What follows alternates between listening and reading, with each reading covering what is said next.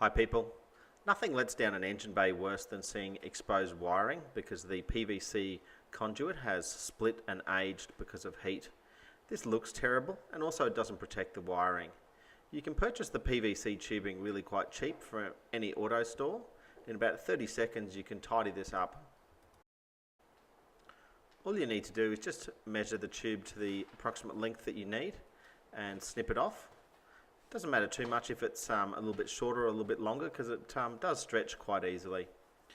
With it snipped to the right length, you can just open up the tubing and just feed the wiring into that tubing and just slide it along.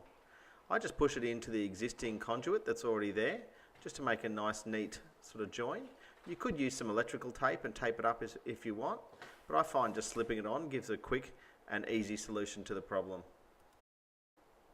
If, like me here, you've used a little bit more than you need to and you need to trim it off, it's not a problem. Just get your cutters again and just trim it to the appropriate length.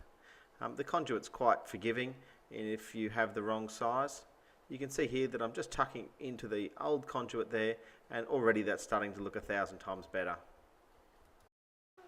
Just working on the next section here. Now this conduit's available in lots of different sizes.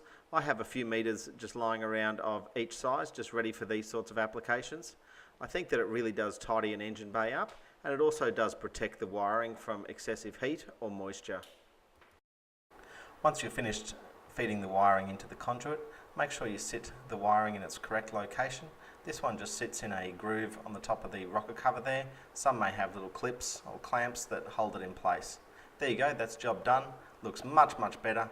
Now if you like the video, give it a thumbs up and subscribe. Make sure you check out some of my other videos as well. Thanks for watching.